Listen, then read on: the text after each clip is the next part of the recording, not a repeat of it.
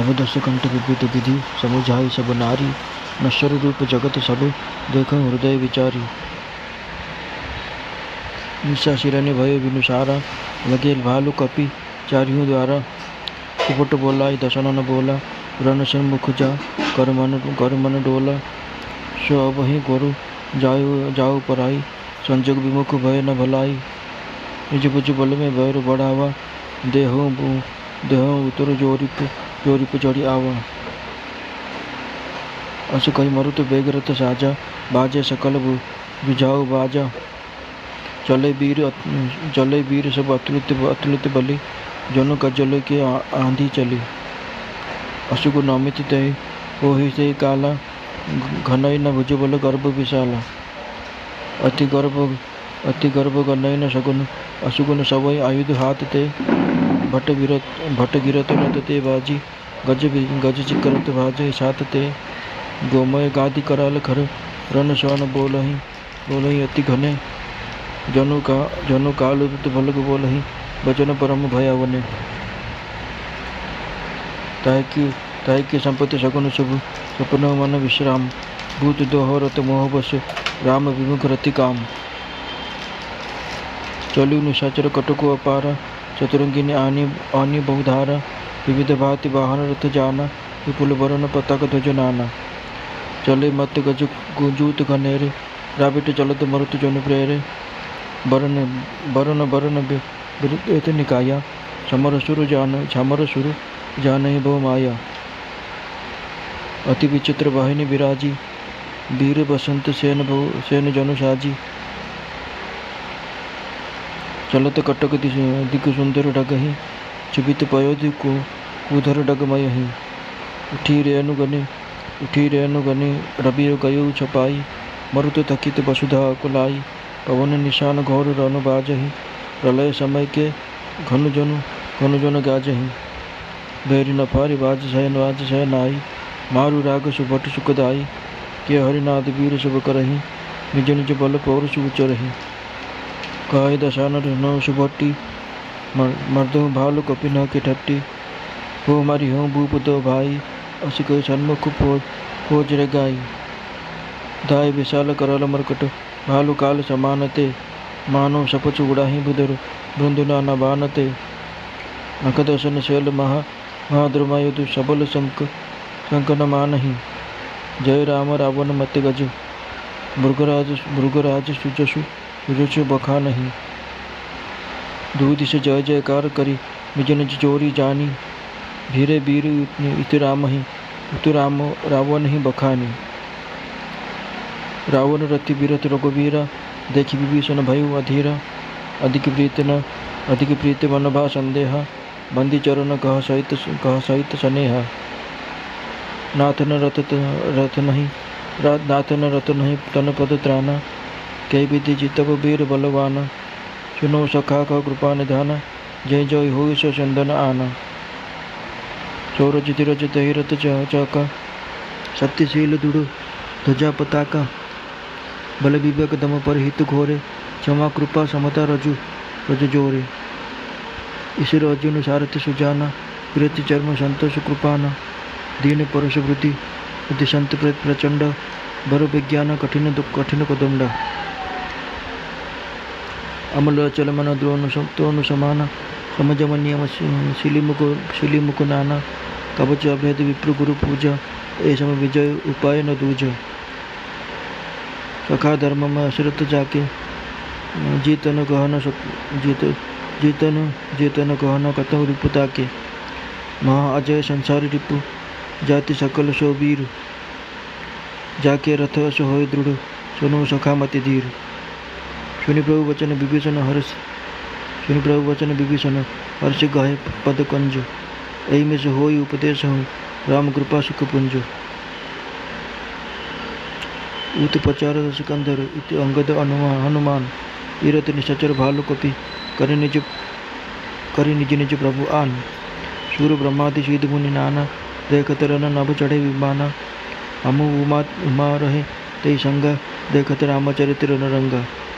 सुबट summer रस दू दिश माते कपि जयशील राम बल ताते। एक सन बिरही बिरही बचा बचा रही, एक न एक मर्दी मही पा रही।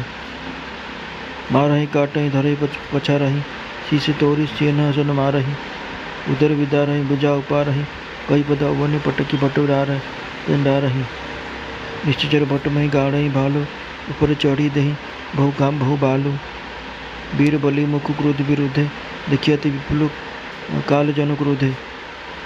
क्रोधे कृतांत समान कपि, तन श्रवत सोनित राजही। मर्दही निश्चर कटक भट, बलवत घने जिमि गाजही।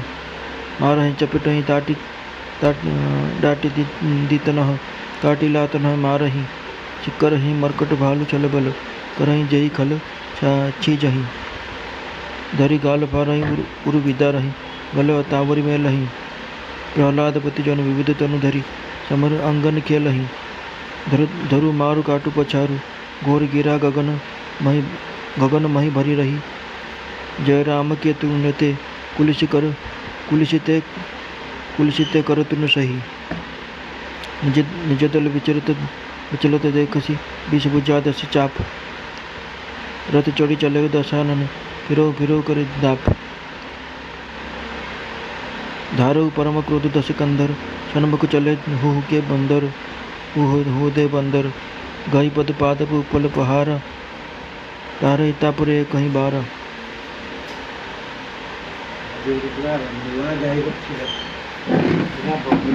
लागे सेल वज्र तन तासु, खंड खंड हुई फुटई आंसू।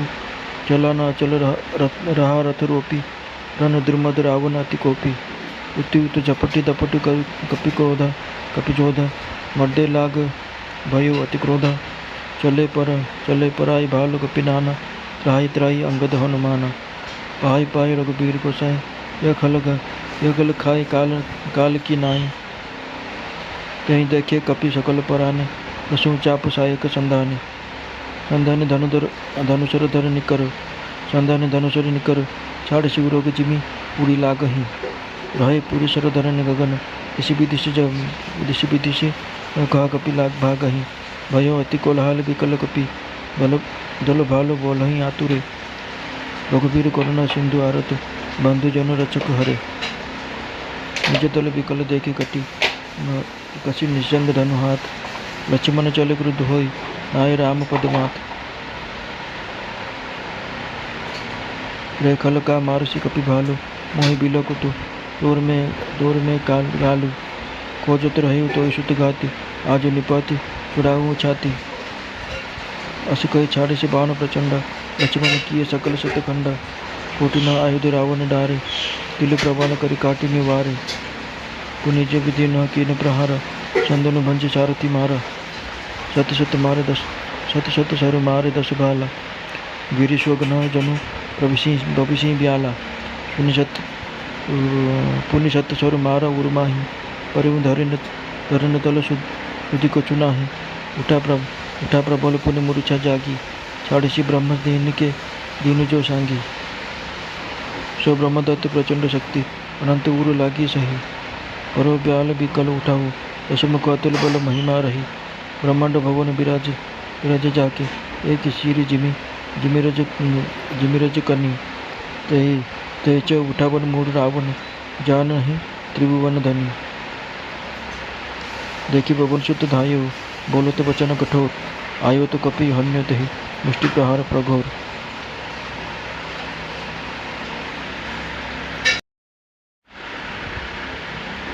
रावण निज श्रीमान को नाना प्रकार बुझाइला एवं कहला, तुम्हें मैंने विचार कर देख, जगतर सबकिछि एहिपरि नाशवान।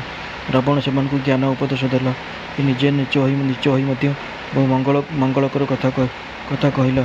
अन्यमानकु उपदेश देबारे बहु लोक निपुण, किंतु उपदेश अनुसार आचरण करथिबा लोक खूब कम। राति पाहिला, सकाळ ହେଲା। भालुक बानर माने जाई पुनर्बार लंकार चारिद्वार आक्रमण आरंभ करदेले। दशनन रावण योद्धाମାନଙ୍କୁ डकाई कहला, युद्धर शत्रु समक्षरे जार मन विचलित होउछि, से एतिकी बेलू पलाई जिबा भल। युद्ध को जाई विमुख होई पलाई आसिबारे मंगल नहीं। मु मो निज बाहुबल पर भरोसा रखी शत्रुता बढ़ाई। जो शत्रु लंका को माड़ी आसी, निजे ही तार प्रतिशोध नेबी। एपरिक से पावनपुरी एक बेगगामी रथ सजाइला। विभिन्न प्रकार युद्धाबादी बाजिବାକୁ ଲାଗିଲା। अतुलनीय बलवान वीर मैंने एपरी भाव जालिले जे देखि मन है सत जेपरी ଗର୍ଜଳରେ ଏକ ବାତ୍ୟା ମାଡ଼ି ଆସୁଛି। ଏତିକିବେଳେ ଅସଂଖ୍ୟ ଅଶୁଭ ଲକ୍ଷଣ ଦେଖାଗଲା। କିନ୍ତୁ ନିଜ ଭୁଜ ବଳରେ ଅତି ଗର୍ବୀ ହୋଇଥିବା ରାବଣ ସେସବୁକୁ ଆଦୌ ଖାତିର କଲା ନାହିଁ। ଅତ୍ୟନ୍ତ ଗର୍ବ ହେତୁ ସେ ଶୁଭାଶୁଭକୁ ବିଚାରକୁ ନେଲା ନାହିଁ। ହାତରୁ ଅସ୍ତ୍ର ଖସି ପଡ଼ୁଥାଏ। ଯୋଦ୍ଧାମାନେ ରଥରୁ ଖସି ପଡ଼ୁଥାନ୍ତି। ଘୋଡ଼ା ଓ ହାତୀମାନେ ଗର୍ଜନ କରି ସ୍ଥାନ ଛାଡ଼ି ପଳାଇ ଯାଉଥାନ୍ତି। ବିଲୁଆ, ଶାଗୁଣା, କୁଆ ଓ ଗଧମାନେ ବିଭତ୍ସ ରାବ କରୁଥାନ୍ତି। ବହୁ ସଂଖ୍ୟାରେ କୁକୁରମାନେ କାନ୍ଦୁଥାନ୍ତି। ପେଚାମାନେ ଏପରି ଭୟାନକ ଭାବେ ରାବୁଥାନ୍ତି ଯେ ଲାଗୁଥାଏ ସତେ ଯେପରି ସେମାନେ କାଳର ଦୂତ ରୂପେ ଆସିଛନ୍ତି। ଯେ ଜୀବଦ୍ରୋହର ରତ, ଯେ ମୋହର ବଶ, ଯେ ରାମ ବିମୁଖ ଓ ଯେ କାମାସକ୍ତ, ସେ କ'ଣ କେବେ ସ୍ୱପ୍ନରେ ହେଲେ ସୁଦ୍ଧା ସୁଖ, ଶାନ୍ତି, ଶୁଭ ଶକୁନ, ମାନସିକ ଶାନ୍ତି ପାଇପାରିବ? ରାକ୍ଷସମାନଙ୍କର ଅପାର ସେନା ଚାଲିଲା। ଚତୁରଙ୍ଗିଣୀ ସେନା ବିଭିନ୍ନ ଦଳରେ ବିଭକ୍ତ ହୋଇଥାଏ। ଅନେକ ପ୍ରକାର ବାହନ, ରଥ ଓ ଯାନ ଶୋଭା ପାଉଥାଏ। ବିବିଧ ରଙ୍ଗର ଅସଂଖ୍ୟ ପତାକା ଓ ଧ୍ୱଜା ଉଡ଼ୁଥାଏ। ବର୍ଷା ଋତୁର ପବନ ବୋହି ଆସୁଥିବା ମେଘମାଳ ପରି ପଲ ପଲ ମତ ଚାଲିଥାନ୍ତି। ନାନା ବର୍ଣ୍ଣର ବେଶ ଧରି ବୀରଗଣ ଚାଲିଥାନ୍ତି। ସେମାନେ ସମସ୍ତେ ଥିଲେ ସଂଗ୍ରାମରେ ଶୂରବୀର ଓ ନାନା ପ୍ରକାର ନ୍ୟାୟ ରଚନାରେ ନିପୁଣ। ଅତ୍ୟନ୍ତ ବିଚିତ୍ର ସେନା ଶୋଭା ପାଉଥାଏ। ମନେ ହୁଏ ସତେ ଯେପରି ବୀର ବସନ୍ତ ତାହାର ସେନା ସଜାଇ ଆଣିଛି। ସେ ସେନାର ଚାଲିରେ ଦିଗ୍ଗଜମାନେ ଥରିଲେ। ସମୁଦ୍ର ବିକ୍ଷିପ୍ତ ହୋଇଗଲା। ପର୍ବତମାନେ ଟଳମଳ ହେଲେ। ଏତେ ଧୂଳି ଉଡ଼ିଲା ଯେ ସୂର୍ଯ୍ୟ ଢାଙ୍କି ହୋଇଗଲେ। ପୁଣି ହଠାତ୍ ବାୟୁ ରୁଦ୍ଧ ହୋଇଗଲା ଓ ପୃଥିବୀ କ୍ଷୁବ୍ଧ ହେବାକୁ ଲାଗିଲା। ଢୋଲ ଓ ନାଗର ସବୁ ପ୍ରଳୟକାଳୀନ ମେଘ ସଦୃଶ ଗର୍ଜନ ସୂର୍ଯ୍ୟ ନଦୀରେ ବାଜୁଥାଏ। ଭେରୀ, ତୁରୀ ଓ ସାହାନାଇ ଆଦି ରଣବାଦ୍ୟ ଯୋଦ୍ଧାମାନଙ୍କୁ ଉତ୍ସାହ ଦେବା ପରି ରାଗରେ ବାଜୁଥାଏ। ସବୁ ବୀର ସିଂହନାଦ କରୁଥାନ୍ତି। ସମସ୍ତେ ନିଜ ନିଜର ବଳ ପୌରୁଷ ବଖାଣୁଥାନ୍ତି। ରାବଣ କହିଲା, ହେ ଯୋଦ୍ଧାଗଣ, ତୁମେ ଭାଲୁ ବାନରମାନଙ୍କୁ ଦଳି ଦିଅ। ମୁଁ ସେହି ରାଜକୁମାର ଦୁଇ ଭାଇଙ୍କୁ ମାରିବି। ଏହିପରି କହି ସେ ନିଜ ସେନାକୁ ଆଗକୁ ବଢ଼ାଇଲା। ବିଶାଳ ଭୟଙ୍କର ଭାଲୁକ ବାନରମାନେ ଧାଇଁ ଆସିଲେ। ଦେଖାଗଲେ ସତେ ଯେପରି ପକ୍ଷଧାରୀ ପର୍ବତମାନେ ଧାଇଁ ଆସୁଛନ୍ତି। ସେମାନେ ତ ନାନା ବର୍ଣ୍ଣର ହୋଇଥାନ୍ତି। ନଖ, ଦନ୍ତ, ପର୍ବତ ଓ ବଡ଼ ବଡ଼ ବୃକ୍ଷ ହୋଇଥାଏ ସେମାନଙ୍କର ଆୟୁଧ। ସେମାନେ ଥିଲେ ଅତ୍ୟନ୍ତ ବଳବାନ। କାହାକୁ ବି ଡରିବା ଜାଣିନଥିଲେ। ରାବଣ ରୂପୀ ମତେ ସିଂହ ସ୍ୱରୂପ ଶ୍ରୀରାମଙ୍କର ଜୟ ଜୟକାର କରିବା ସହିତ ସେହି ବାନରମାନେ ଶ୍ରୀରାମଙ୍କର ଯଶଗାନ କରୁଥାନ୍ତି। ଦୁଇ ପଟରୁ ଯୋଦ୍ଧାମାନେ ଜୟ ଜୟକାର କରୁଥାନ୍ତି। ଏଣେ ଶ୍ରୀ ରଘୁନାଥଙ୍କର ଓ ତେଣେ ରାବଣର ଯଶ ବଖାଣି ବୀରମାନେ ନିଜ ନିଜର ସମସ୍କନ୍ଦ ପ୍ରତିଦ୍ୱନ୍ଦ୍ୱୀମାନଙ୍କ ସହିତ ଲଢ଼ିବାରେ ଲାଗିଗଲେ। ରାବଣ ରଥାବରେ ବସିଥାଏ, କିନ୍ତୁ ରଘୁନାଥଙ୍କ ରଥ ନଥାଏ। ଏହା ଦେଖି ପ୍ରେମାଧିକ୍ୟ ହେତୁ ବିଭୀଷଣ ବ୍ୟସ୍ତ ହୋଇ ପଡ଼ିଲେ। ପ୍ରଭୁ ରଥବିହୀନ ହୋଇ ତଥା ରାବଣକୁ କିପରି ଜୟ କରିବେ ବୋଲି ତାଙ୍କ ମନରେ ସନ୍ଦେହ ଜାତ ହେଲା। ଶ୍ରୀରାମଙ୍କ ଚରଣ ବନ୍ଦନା କରି ସେ ଭକ୍ତିର ସହିତ କହିଲେ, ହେ ନାଥ, ଆପଣଙ୍କର ରଥ ନାହିଁ, ଶରୀର ରକ୍ଷକ କବଚ ନାହିଁ କି ପାଦରକ୍ଷକ ପାଦୁକା ନାହିଁ। ସେ ବଳବାନ ରାବଣକୁ ଆପଣ ଜୟ କରିବେ କିପରି? କୃପାନିଧିନି ଶ୍ରୀରାମ କହିଲେ, ହେ ସଖା, ଶୁଣ। ଯାହା ବଳରେ ଜୟ କରାଯାଏ ସେ ରଥ ହେଉଛି ଭିନ୍ନ ପ୍ରକାରର। ଶୌର୍ଯ୍ୟ ଓ ଧୈର୍ଯ୍ୟ ହେଉଛି ସେ ରଥର ଚକ୍ର। ସତ୍ୟ ଓ ସଦାଚାର ହେଉଛି ତା'ର ଦୃଢ଼ ଧ୍ୱଜା ଓ ପତାକା। ବଳ, ବିବେକ, ଦମ ଅର୍ଥାତ୍ ଇନ୍ଦ୍ରିୟ ଦମନ ଓ ପରୋପକାର, ଏ ଚାରୋଟି ହେଉଛି ତା'ର ଅଶ୍ଵ। କ୍ଷମା, ଦୟା ଓ ସମତା ରାଜ୍ୟ ଦ୍ୱାରା ଏ ଅଶ୍ୱମାନେ ରଥରେ ଯୋଚା ହୋଇଥାନ୍ତି। ଈଶ୍ୱରଙ୍କ ବଚନ ହେଉଛି ଉକ୍ତ ରଥର ଚତୁର ସାରଥୀ। ବୈରାଗ୍ୟ ହେଉଛି ଢାଲ ଓ ସନ୍ତୋଷ ହେଉଛି ଖଡ଼୍ଗ। ଦାନ, ଫର୍ସା ଓ ବୁଦ୍ଧି ହିଁ ପ୍ରଚଣ୍ଡ ଶକ୍ତି ଓ ଶ୍ରେଷ୍ଠ ବିଜ୍ଞାନ ହେଉଛି କଠୋର ଧନୁ। ନିର୍ମଳ ଅର୍ଥାତ୍ ନିଷ୍ପାପ ଓ ଅଚଳ ଅର୍ଥାତ୍ ସ୍ଥିର ମନ ହେଉଛି ତୁଣୀର। ସମ ଅର୍ଥାତ୍ ମନର ବଶୀକରଣ। ଯମ ଅର୍ଥାତ୍ ଅହିଂସା ଓ ନିୟମ ଅର୍ଥାତ୍ ଶୌଚ ଆଦି ଏସବୁ ହେଉଛି ବିବିଧ ବାଣ। ବ୍ରାହ୍ମଣ ତଥା ଗୁରୁଙ୍କ ପୂଜା ହେଉଛି ଅଭେଦ୍ୟ କବଚ। ବିଜୟ ନିମନ୍ତେ ଏହିସବୁ ସାଧନ ପରି ଅନ୍ୟ କୌଣସି ସାଧନ ନାହିଁ। ଏ ସଖା, ଯାହାଙ୍କର ଏପରି ଧର୍ମମୟ ରଥ ରହିଛି, ତାଙ୍କର କିଏ ଶତ୍ରୁ ନଥାନ୍ତି, ତାଙ୍କୁ କେହି ଜୟ କରିପାରିବ ନାହିଁ। ହେ ଧୀରବୁଦ୍ଧି ସଖା, ଶୁଣ। ଯାହା ପାଖରେ ଏପରି ଦୃଢ଼ ରଥ ଥାଏ, ସେ ବୀର ଜନ୍ମମୃତ୍ୟୁ ରୂପୀ ସଂସାର ପରି ଅତ୍ୟନ୍ତ ଦୁର୍ଜୟ ଶତ୍ରୁକୁ ମଧ୍ୟ ଜୟ କରିପାରେ। ରାବଣ କଥା ବା କେତେ? ପ୍ରଭୁଙ୍କ ବଚନ ଶୁଣି ବିଭୀଷଣ ଆନନ୍ଦିତ ହୋଇଗଲେ ଓ ତାଙ୍କ ପାଦ ଧରି କହିଲେ, ହେ କୃପାନିଧାନ, ହେ ସୁଖରସୀ ଶ୍ରୀରାମ, ଆପଣ ଏହା କହିବା ଛଳରେ ମୋତେ ଅମୂଲ୍ୟ ଉପଦେଶ ଦେଲେ। ସେପଟେ ରାବଣ ଓ ଏପଟେ ଅଙ୍ଗଦ ହନୁମାନ ରଣ ଆହ୍ୱାନ ଦେଉଥାନ୍ତି। ରାକ୍ଷସ ଓ ଭଲ୍ଲୁକ ବାନରମାନେ ନିଜ ନିଜ ପ୍ରଭୁଙ୍କର ଜୟ ଜୟକାର କରି ଯୁଦ୍ଧ କରୁଥାନ୍ତି। ବ୍ରହ୍ମାଦି ସବୁ ଦେବତା ଅନେକ ସିଦ୍ଧ ମୁନି ବିମାନରେ ବସି ଆକାଶରେ ଯୁଦ୍ଧ ଦେଖୁଥାନ୍ତି। ଶିବ କହିଲେ, ହେ ଉମା, ମୁଁ ମଧ୍ୟ ସେମାନଙ୍କ ମଧ୍ୟରେ ଉପସ୍ଥିତ ରହି ଶ୍ରୀରାମଙ୍କର ରଣରଙ୍ଗ ଲୀଳା ଦେଖୁଥିଲି। ଉଭୟ ପକ୍ଷରେ ଯୋଦ୍ଧା ରଣରସରେ ଉନ୍ମତ୍ତ ହୋଇଯାଇଥିଲେ। ବାନରମାନଙ୍କର ବଳ ଥିଲେ ଶ୍ରୀରାମ, ତେଣୁ ସେମାନେ ଜିତୁଥାନ୍ତି। ବାନର ରାକ୍ଷସ ମାନେ ପରସ୍ପର ଲଢ଼ୁଥାନ୍ତି, ଆହ୍ୱାନ ଦେଉଥାନ୍ତି ଏବଂ ଏକ ଆରେକକୁ ଦଳି ତଳେ ପକାଇ ଦେଉଥାନ୍ତି। ସେମାନେ ନିଜ ନିଜ ଶତ୍ରୁକୁ ମାରୁଥାନ୍ତି, ପରସ୍ପରକୁ ଧରି ତଳେ କଚାଡ଼ି ଦେଉଥାନ୍ତି ଏବଂ ମୁଣ୍ଡ ଛିଣ୍ଡାଇ ସେହି ମୁଣ୍ଡ ଦ୍ୱାରା ଅନ୍ୟର ମୁଣ୍ଡକୁ ପ୍ରହାର କରିଥାନ୍ତି। ଜଣେ ଅନ୍ୟ ଜଣଙ୍କର ପେଟ ଫଟାଇ ଦେଉଥାନ୍ତି, ବାହୁ ଉପାଡ଼ି ଦେଉଥାନ୍ତି ଓ ଯୋଦ୍ଧାମାନଙ୍କର ଗୋଡ଼ ଧରି ବୁଲାଇ ବୁଲାଇ ତଳେ କଚାଡ଼ି ଦେଉଥାନ୍ତି। ଭାଲୁମାନେ ରାକ୍ଷସ ଯୋଦ୍ଧାଙ୍କୁ ମାରି ଗାତରେ ପକାଇ ତାହାକୁ ବାଲିରେ ପୋତି ଦେଉଥାନ୍ତି। ଶତ୍ରୁ ବିରୋଧରେ ଲଢ଼ୁଥିବା ବୀର ବାନରମାନେ ବହୁ ସଂଖ୍ୟକ କ୍ରୁଦ୍ଧ କାଳପୁରୁଷ ପରି ଦେଖାଯାଉଥାନ୍ତି। ଦେହରୁ ରକ୍ତ ବୋହି ଯାଉଥାଏ। ସେ ବାନରମାନେ ରକ୍ତାକ୍ତ ଶରୀରର କ୍ରୁଦ୍ଧ କାଳ ସମାନ ଶୋଭା ପାଉଥାନ୍ତି। ସେମାନେ ରାକ୍ଷସ ସେନାର ବଳବାନ ବୀର ଯୋଦ୍ଧାମାନଙ୍କୁ ଦଳି ଦେଉଥାନ୍ତି ଏବଂ ମେଘ ପରି ଗର୍ଜୁଥାନ୍ତି, ଜୋରରେ ଚାପୁଡ଼ା ମାରୁଥାନ୍ତି, ଦାନ୍ତରେ କାମୁଡ଼ି ଦେଉଥାନ୍ତି ଏବଂ ଲାତ ମାରି ଦଳି ଦେଉଥାନ୍ତି। ବାନର ଭାଲୁମାନେ ଗର୍ଜନ କରୁଥାନ୍ତି ଏବଂ ରାକ୍ଷସମାନେ ଯେପରି ନଷ୍ଟ ହୋଇଯିବେ ସେପରି ଛଳବଳ କୌଶଳରେ ସେମାନେ ଯୁଦ୍ଧ କରୁଥାନ୍ତି। ବାନରମାନେ ରାକ୍ଷସମାନଙ୍କର ଗାଲ ଧରି ଚିରି ଦେଉଥାନ୍ତି, ଛାତି ଫଟାଇ ଦେଉଥାନ୍ତି ଏବଂ ଅନ୍ତପୁଜୁଳା କାଢ଼ି ବେକରେ ପକାଉଥାନ୍ତି। ସେ ବାନରମାନେ ଏପରି ଦିଶୁଥାନ୍ତି ଯେ ମନେ ହେଉଥାଏ ସତେ ଯେପରି ପ୍ରହ୍ଲାଦଙ୍କର ପ୍ରଭୁ ନୃସିଂହ ଅନେକ ଶରୀର ଧାରଣ କରି ରଣ ପ୍ରାଙ୍ଗଣରେ କ୍ରୀଡ଼ା କରୁଛନ୍ତି। ଚତୁର୍ଦିଗରେ ଧର ଧର ମାର ମାର ଶବ୍ଦ ଶୁଭୁଥାଏ। ସେମାନେ ଶ୍ରୀରାମଙ୍କର ଜୟ ଧ୍ୱନି କରି କହୁଥାନ୍ତି। ଯେଉଁ ଶ୍ରୀରାମ ତୃଣକୁ ବଜ୍ର ସମାନ ଓ ବଜ୍ରକୁ ତୃଣ ସମାନ କରିଦେଇ ପାରନ୍ତି, ଅର୍ଥାତ୍ ଦୁର୍ବଳକୁ ସବଳ ଓ ସବଳକୁ ଦୁର୍ବଳ କରିଦେଇ ପାରନ୍ତି, ସେ ପ୍ରଭୁ ଶ୍ରୀରାମଙ୍କର ଜୟ ହେଉ। ନିଜ ସ୍ଥାନରେ ବିଚଳିତ ଅବସ୍ଥା ଦେଖି ରାବଣ ବିଂଶା ଭୋଜରେ 10ଟି ଧନୁ ଧରିଲା ଏବଂ ରଥ ଚଢ଼ି ବାହାରିଲା ଏବଂ ପୃଷ୍ଠଭଙ୍ଗ ଦେଉଥିବା ନିଜ ସ୍ଥାନକୁ ଫେରି ଆସ ବୋଲି ଡାକିଲା। ରାବଣ କ୍ରୁଦ୍ଧ ହୋଇ ଧାଇଁ ଆସିଲା। ବାନରମାନେ ତାଙ୍କ ହୁଙ୍କାର କରି ତା ସମ୍ମୁଖୀନ ହେଲେ। ସେମାନେ ହାତରେ ପାହାଡ଼, ପଥର ଓ ବଡ଼ ବଡ଼ ବୃକ୍ଷ ଧରି ଏକାସଙ୍ଗେ ତା ଉପରକୁ ନିକ୍ଷେପ କଲେ, କିନ୍ତୁ ତାର ବଜ୍ରଶୂଲ୍ୟ ଶରୀରରେ ବାଜି ପାହାଡ଼ ଓ ପଥର ସବୁ ଖଣ୍ଡ ଖଣ୍ଡ ହୋଇଗଲା। ଅତି କ୍ରୋଧୀ ରଣୋନ୍ମତ୍ତ ରାବଣ ରଥ ରଖି ଦୃଢ଼ ଭାବରେ ଠିଆ ହୋଇ ରହିଲା, ନିଜ ସ୍ଥାନରୁ ତିଳେ ମାତ୍ର ଘୁଞ୍ଚିଲା ନାହିଁ। ସେ ଭୀଷଣ କ୍ରୁଦ୍ଧ ହୋଇ ବାନର ସେନାମାନଙ୍କୁ ଦଳି ପକାଇଲା। ଅନେକ ଭାଲୁ ଓ ବାନର ହେ ଅଙ୍ଗଦ, ହେ ହନୁମାନ, ରକ୍ଷା କର କହି ପଳାୟନ କଲେ। ହେ ରଘୁବୀର, ହେ ଗୋସାଇଁ, ରକ୍ଷା କରନ୍ତୁ, ଏ ଦୁଷ୍ଟ ଆମକୁ କାଳ ପରି ଖାଇଯାଉଛି। ଏପରି କହି ସବୁ ବୀର ପଳାଇବାକୁ ଲାଗିଲେ। ତାହା ଦେଖି ରାବଣ ତାର 10 ଧନୁରେ ଶର ସନ୍ଧାନ କଲା। ସେ ଧନୁମାନଙ୍କର ଶର ଖଞ୍ଜି ଅଗଣିତ ଶର ମାରିଲା। ସେସବୁ ଶର ଲକ୍ଷ୍ୟସ୍ଥଳ ଆଡ଼କୁ ସର୍ପ ପରି ଛୁଟିଗଲା। ପୃଥିବୀ ଆକାଶ ଦିଗ ବିଦିଗ ସର୍ବତ୍ର ଶରରେ ପୂର୍ଣ୍ଣ ହୋଇଗଲା। ବାନରମାନେ ଆଉ ଯିବେ ବା କୁଆଡ଼େ? କୋଳାହଳ କରି ବ୍ୟାକୁଳ ହୋଇ ବାନର ଭାଲୁମାନଙ୍କର ସେନା ଆର୍ତ୍ତନାଦ କରିବାକୁ ଲାଗିଲେ। ହେ ରଘୁବୀର, ହେ କରୁଣାସାଗର, ହେ ଆର୍ତ୍ତବନ୍ଧୁ, ହେ ସେବକଙ୍କ ରକ୍ଷକ, ହେ ହରି, ରକ୍ଷା କର। ନିଜ ସେନାର ବିକଳ ଅବସ୍ଥା ଦେଖି କଟିରେ ତୁଣୀର କଷି ହାତରେ ଧନୁ ଧରି ଶ୍ରୀ ରଘୁନାଥଙ୍କୁ ଜଣେ ପ୍ରଣାମ କରି ଲକ୍ଷ୍ମଣ କ୍ରୋଧଭର ହୋଇ ଚାଲିଲେ। ସେ ରାବଣ ନିକଟକୁ ଯାଇ କହିଲେ, ରେ ଦୁଷ୍ଟ, ତୁ ଏ ବାନର ଭାଲୁକମାନଙ୍କୁ ମାରୁଛୁ କ'ଣ? ମୋତେ ଦେଖ, ମୁଁ ତୋର କାଳ। ରାବଣ କହିଲା, ଆରେ ମୋର ପୁତ୍ର ଘାତକ, ମୁଁ ତତେ ହିଁ ଖୋଜୁଥିଲି। ଆଜି ତତେ ମାରି ମୋ ହୃଦୟ ଶୀତଳ କରିବି। ଏପରି କହି ସେ ପ୍ରଚଣ୍ଡ ବାଣମାନ ମାରିଲା। ଲକ୍ଷ୍ମଣ ସେସବୁ ବାଣକୁ ଶତଖଣ୍ଡ କରି କାଟିଦେଲେ।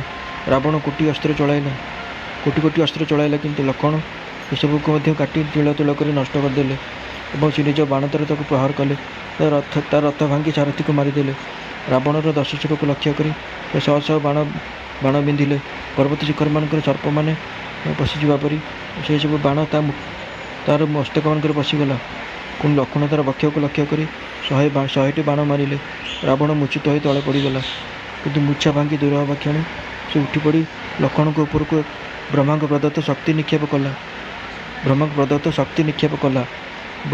ବ୍ରହ୍ମା ପ୍ରଦତ୍ତ ସେ ଶକ୍ତି ପ୍ରଚଣ୍ଡ ବେଗରେ ଆସି ଲକ୍ଷ୍ମଣଙ୍କ ବକ୍ଷକୁ ଆଘାତ କଲା। ବୀର ଲକ୍ଷ୍ମଣ ବ୍ୟାକୁଳ ହୋଇ ତଳେ ପଡ଼ିଗଲେ।